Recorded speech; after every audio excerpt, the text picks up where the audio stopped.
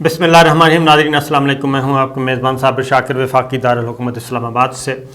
आज जी अहम तरीन दिन मैं कहूँगा, और 3 साल में ये पहली दफ़ा आज नई शुरुआत हुई है। मैं ये यूँ कहिए कि नया पाकिस्तान, नया इमरान खान और नई अपोजिशन, आज के दिन जो है ये तीनों चीज़ें हमें देखने को मिली। और सबसे पहले अल्लाह का शुक्र है जो मैं आपको बताता रहा, कम व बेश उसी तरफ चीज़ें गईं। और आज वज़ीर-ए-आज़म इमरान खान ने कौमी असम्बली में ख़िताब किया। पार्लियामेंट से ख़िताब तवील तरीन ख़िताब था और काफ़ी सैर हासिल उन्होंने गुफ्तगू की, तमाम अहम मौज़ूआत पे बातचीत की। सबसे पहली खूबी तो ये थी कि आज अपोजिशन और हुकूमत के दरमियान जो 3 साल से शदीद तरीन महाजराई चली आ रही थी वो हो गई ख़त्म, और आज उसकी शुरुआत थी मफ़ाहमत की तरफ, मसालिहत की तरफ। और ये कोई किसी असूलों पे यानी कि असूलों को बालाए ताक रख के ये मसालिहत नहीं हुई, बल्कि मिनिमम एजेंडे पे बातचीत पे इत्तफाक हुआ है। और वो ये कि जनाब पार्लियामान को चलाएं, लेजिस्लेशन करें, मसाइल हल करें, एक दूसरे के वजूद को तस्लीम करें और आगे बढ़ें। और आज 3-4 बातें मैं ये कहूँगा कि पाकिस्तान वाक़तन पाकिस्तान जिंदाबाद का नारा लगाने को दिल कर रहा है। उसकी वजह यह है कि वज़ीर-ए-आज़म इमरान खान ने आज, मैं तो कहूँगा वज़ीर-ए-आज़म पाकिस्तान ने आज ऐसी गुफ्तगू की है, ऐसी पॉलिसी स्टेटमेंट्स दी हैं और आंखों में आंखें डालकर बात की है कि हर पाकिस्तानी आज खुश नज़र आ रहा है। पहली बात तो ये कि 4-5 दिन से जो मामला चल रहे थे बैकडोर चैनल पे, उसका आज हमने देखा, नतीजा देखा, और वो ये था कि 96 अरकान अपोजिशन के उन्होंने बैठ के तकरीर सुनी वज़ीर-ए-आज़म इमरान खान की। 3 साल हो गए, ये पहला, इससे पहले कभी ऐसा नहीं हुआ, और इसका मतलब है कि मिनिमम एजेंडे पे इत्तफाक हो गया है। वज़ीर-ए-आज़म इमरान खान ने ऑफ़र की, अपोजिशन को बाकायदा तौर पे दावत दी और उन्हें कहा कि आएँ इलेक्टोरल रिफॉर्म्स पे, कॉन्स्टिट्यूशनल रिफॉर्म्स पे बैठ के बात करें और ऐसा सिस्टम लेके आएँ कि आने वाले दिनों में जो भी इलेक्शन हो वो शफाफ हों, एक दूसरे के वजूद को तस्लीम किया जाए, नताइज तस्लीम किए जाएँ और पाकिस्तान आगे बढ़े। और इस दौरान वज़ीर-ए-आज़म की तकरीर के दौरान बिल्कुल जी कोई आवाज़ें नहीं कसी गईं अपोजिशन बेंचों से, डेस्क नहीं बजाए गए और कोई खलल नहीं डाला गया, बल्कि मरियम सफ़दर साहिबा के कुछ माउथ पीस जो हैं उन्होंने कोशिश की हल्ला गुल्ला करने की, छेड़खानी करने की, लेकिन जो दूसरा ग्रुप था मुस्लिम लीग नवाज़ के अंदर, उन्होंने इससे सख्ती से मना किया। और एक मौके पे आके अय्याज सादिक साहब ने शाज़िया मरी साहब को कुछ एजेंडा देने की कोशिश की, लेकिन शाज़िया मरी ने कहा बिलावल भुट्टो से बात करें, बिलावल भुट्टो जो पार्टी सदर हैं वो जो कहेंगे वो होगा। ये भी कैमरे की आंख ने कैप्चर कर लिया, ये हुआ। और उसके बाद वज़ीर-ए-आज़म इमरान खान ने आज ऐसी गुफ्तगू की कि JUI के MNAs ने डेस्क बजाए और दाद दी और बाहर निकल के कहा कि जो कुछ वज़ीर-ए-आज़म इमरान खान ने कहा है ये अगर पॉलिसी है तो फिर यही हमारी पॉलिसी है, और खुशी से डेस्क बजाए गए। तो सबसे पहले नंबर 1 उन्होंने वज़ीर-ए-आज़म इमरान खान ने floor of the house parliament में ये कहा, पहली बात ये कही कि अमेरिका, उन्होंने कहा कि अमेरिका के किसी भी सूरत में हम जंग व जदल में, फसाद फैलाने में कभी उसका साथ नहीं देंगे, ना उसके पार्टनर बन सकते हैं। हम सिर्फ पार्टनर बनेंगे तो अमन के लिए बनेंगे, और हरगिज़ हम अपनी सरज़मीन ड्रोन हमलों के लिए या अफ़गानिस्तान में हमलों के लिए नहीं देंगे। और माजी में उन्होंने कहा कि ये ज़िल्लत अमेज़ फ़ैसला था। उन्होंने परवेज़ मुशर्रफ हुकूमत को खूब लताड़ा और उन्होंने कहा कि वो, और फिर पीपल्स पार्टी के दौरे हुकूमत को भी उन्होंने कहा कि माजी में ये होता था, खामोशी से अमेरिका को इजाज़त दी गई कि आप ड्रोन हमले करें, पाकिस्तान की بیس استعمال کریں، پاکستان کی سرزمین استعمال کریں، پاکستان کے اندر ہی ڈرون حملے کریں، ہم مذمت کرتے رہیں گے باہر سے، لیکن کہیں گے کچھ بھی نہیں۔ تو انہوں نے کہا کہ اس پالیسی نے پاکستان کو، پاکستان کی اہمیت کو، پاکستان کی غیرت کو بہت ہی نقصان پہنچایا۔ لہٰذا انہوں نے دو ٹوک انداز میں کہا کہ اگر لندن میں بیٹھے 30 سال سے ایک دہشت گرد جو پاکستان کو مطلوب ہے، تو کیا لندن ہمیں اجازت دے گا کہ ہم اس کو ڈرون مار کے لندن میں اس کو فارغ کریں؟ وہ دہشت گرد آپ کو معلوم ہے کہ کون ہے، وہ الطاف ہے۔ اس الطاف دہشت گرد کا جناب نام لیا، انہوں نے کہا کہ اس کے لیے کیا پالیسی ہے۔ پھر انہوں نے مغرب کا، یورپ کا، امریکہ کا جو دوغلا چہرہ ہے وہ دکھایا کہ وہ کس طریقے سے پاکستان کو اور غریب ملکوں کو اور کمزور ملکوں کو استعمال کرتے ہیں۔ پھر ایک اور بات کی انہوں نے، اسامہ کے بارے میں بات کی، جس کو اسامہ بن لادن کہتے ہیں۔ اسامہ بن لادن کے بارے میں بات کی، انہوں نے کہا کہ اس دن ہمارا جو اوورسیز پاکستانیوں کا سر جو ہے وہ شرم سے جھک گیا تھا جب ہمارے ہی دوست ملک ہونے کے دعوے دار امریکہ نے ہمارے ہی ملک پر ایک فضائی کارروائی کی، اور فضائی کارروائی کر کے ایبٹ آباد آپریشن کیا۔ انہوں نے کہا کہ اس دن ہمارے لیے، ہمارے پاکستانی، اوورسیز پاکستانی، وہ ان کے لیے ندامت کا دن تھا کہ یہ کیسا دوست ہے جو کہ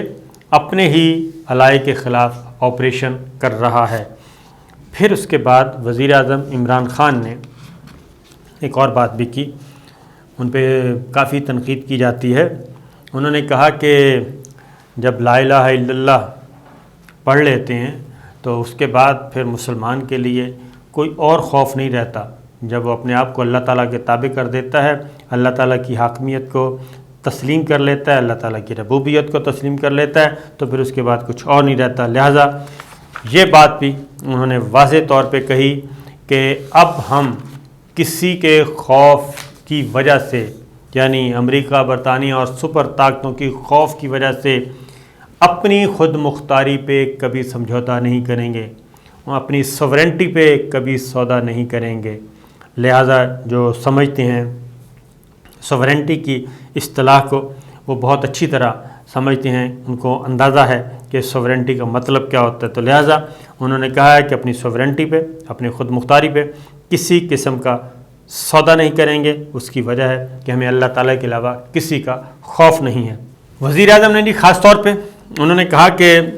ریاست مدینہ کا ذکر کیا، فلاحی ریاست بنانے کا اعلان کیا، اور انہوں نے کہا کہ آئندہ 1-2 سالوں میں جو وہ ویژن لے کے آ رہے ہیں، اور جس طریقے سے یہ پہلا بجٹ بنا ہے مشکلات سے نکلنے کے بعد، اس کے بعد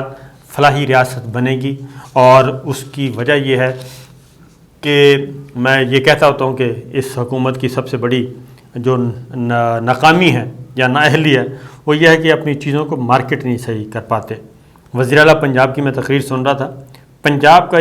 ہر ڈسٹرکٹ وائز اس دفعہ بجٹ بنا ہے، ہر ڈسٹرکٹ وائز، اور ترقی جو پسماندہ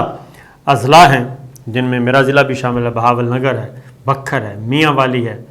اس طرح کے اضلاع جو ہیں، لیا ہے اور تونسا ہے، راجن پور ہے، اس طرح کے اضلاع، ہر ڈسٹرکٹ کا بجٹ الگ رکھا ہوا ہے، اور ہر ڈسٹرکٹ میں یونیورسٹی، میڈیکل کالج، اس طرح کی چیزیں ہر ڈسٹرکٹ وائز اس میں مینشن کی ہوئی ہیں۔ تو اس لیے انہوں نے اس طرح بھی اشارہ کیا۔ لیکن خاص طور پہ جو انہوں نے کہا افغان جنگ 9/11 کے بعد، وزیر اعظم عمران خان نے کہا کہ جو ہم اس دہشت گردی کے خلاف جنگ کا حصہ بنے، انہوں نے کہا کہ فرنٹ لائن سٹیٹ بنے ہم امریکہ کے لیے، تو اس سے بڑی ذلت امیز فیصلہ کوئی نہیں تھا۔ اور انہوں نے پیپلز پارٹی کو اور پرویز مشرف صاحب کو خاص طور پہ اس سلسلے میں ان کو آئینہ دکھایا ہے، اور انہوں نے کہا کہ اب یہ جو آئینہ ہے دوبارہ اس طرح کی چیز ہم نہیں لا سکتے۔ اور خاص طور پہ 1-2 اور باتیں انہوں نے کی۔ پھر آگے کشمیر کا معاملہ، افغانستان کے معاملے میں انہوں نے بڑا کیٹیگوریکلی کہہ دیا کہ افغانستان میں ہم امن چاہتے ہیں، اور دوسرا یہ کہ افغانستان میں اب ہمارا کوئی اسٹریٹجک ڈیپتھ نہیں ہے جی۔ اور خاص طور پہ انہوں نے کہا کہ جو بھی افغان عوام فیصلہ کریں گے ہم افغان عوام کے ساتھ ہیں، کسی اور کے ساتھ نہیں ہیں۔ اور اس کے بعد دوسرا انہوں نے نریندر مودی اور کشمیر پہ بات کی، اور کشمیر پہ انہوں نے واضح طور پہ یہ کہا کہ جب تک 5 اگست 2019 کا اقدام واپس نہیں لیا جاتا، 370-35 سے بحال نہیں کیا جاتا، تب تک انڈیا کے ساتھ کسی قسم کی کوئی بات چیت نہیں ہوگی۔ اور خاص طور پہ وزیر اعظم عمران خان نے آج نام کسی کا نہیں لیا، امریکہ کا اور برطانیہ کا اور دیگر ممالک کا، اور جو دباؤ ڈالا جا رہا ہے انہوں نے اس کے لیے کہا کہ لوگ کہہ رہے ہیں۔ اور اس میں آپ کو بتا دوں کہ پچھلے کافی عرصے سے خاص طور پہ بائیڈن انتظامیہ جب سے آئی ہے، کافی پرکشش آفرز ہوئی ہیں پاکستان کو، اور لالی پاپ دینے کی کوشش کی، اور اس میں خاص طور پہ اس بات پہ کہ جناب آپ بے فکر رہیں، انڈیا کے ساتھ ہم آپ کے معاملات درست کروا دیتے ہیں، ادھر سے کوئی مسئلہ نہیں، آپ انڈیا کے ساتھ دوستی کر لیں۔ 5-6 نقاطی فارمولہ بھی پیش کیا گیا، لیکن ہماری ملٹری لیڈرشپ، ہماری سول لیڈرشپ دونوں نے مل کے یہ فیصلہ کیا